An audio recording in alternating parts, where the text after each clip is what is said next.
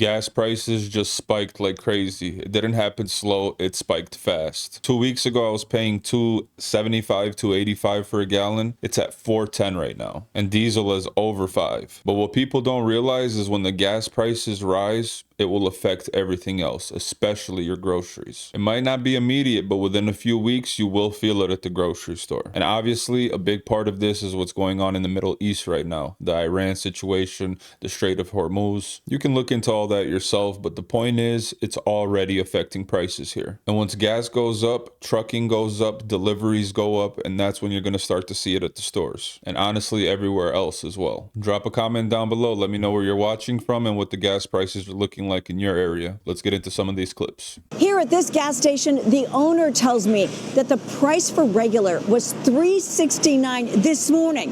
It has now jumped to $3.89, 20 cents in a few hours. Affecting your business. Your guy said cars are driving by. There's no business left. Nothing. People are just not coming in. Nope. It came down from 5,000 gallons to 3,000 to 800 a day. That's all you're getting. Even the unleaded, even the regular is up 439. We want to get back to 157. You guys think we can make that happen? I'll put it in order for you right now. I get gas here every day, okay? It's 6:30 in the morning right now. Bruh, this shit was like 3:42 2 days ago. Okay, we're at 4:59. Are you kidding me right now? $40 is enough. We're done. Little over half a tank. I'm out. Open the dam straight and let the oil flow. I just paid $6 a gallon for gas over the weekend, and it was shocking. Drove from LA to Norco. Well, there are people who have to commute driving that far every day, 5 days a week, and I don't know how y'all are doing it. It was a lot. Oil prices go up really fast, and they go down really slow. So for every $10 increase in the price of a barrel of oil, the price of gas at the pump goes up about 25 cents. Because the Strait of Hormuz is closed off and because a good portion of our oil comes from foreign sources, you can expect higher prices. This doesn't just affect you driving. This affects everything that is delivered to us either by rail or by truck. Airfare is going to go up because the price of jet fuel is going up. It's going to be a universal kind of depressor on the economy.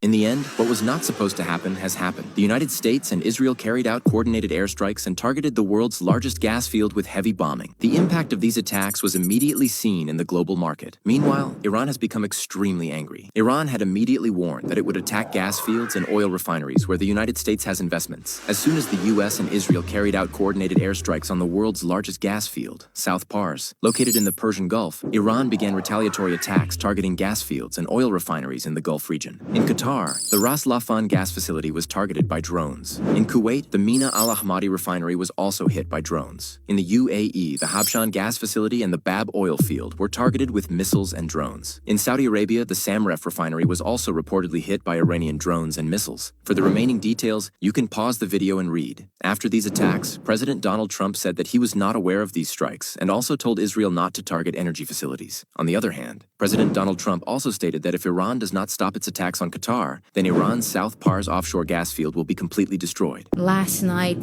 there was heavy strikes targeting specifically oil reserves. The longer this goes on, the more economic knock-ons it has. So obviously, oil goes up, therefore shipping, trucking, everything, just any kind of movement anywhere goes up. And food. Shane, don't forget food. We are not a farm-to-table country, right? We're a farm-to-truck-to-table because we move all our food and all our products across the country on trucks, and trucks are using diesel. So as the diesel price goes up, that becomes the input for the food. Now, in the United States, we're very fortunate. We have a lot of natural gas, we have a lot of coal, we got a lot of oil, but we're very dependent on the rest of the global economy. And so suddenly things are going to start costing more money. Anything that I import into the United States comes on a ship. The ship is using marine fuel. The marine fuel now is much more expensive and harder to get. Flights are going to get more expensive. It has impacts on everything we do. This seems to be like the godfather of all nightmares, causing us already skittish global economy.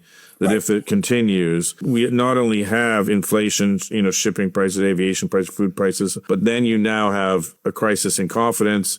You have people selling off their crypto. You have people selling off their stocks. And think about it in this context here, Shane. On Friday, we had a jobs report. The market was expecting that the government would announce that in the month of February, we added 55,000 jobs. That was the expectation. Instead, the government announced that there was actually minus 92,000. And if you take all the revisions, basically over the last 12 months, we've added no jobs in the economy. My gasoline prices now with this war are going up. They went up from $2.80 a gallon to $3.65 a gallon. My guess is that by the end of this week, they'll be close to $4 a gallon.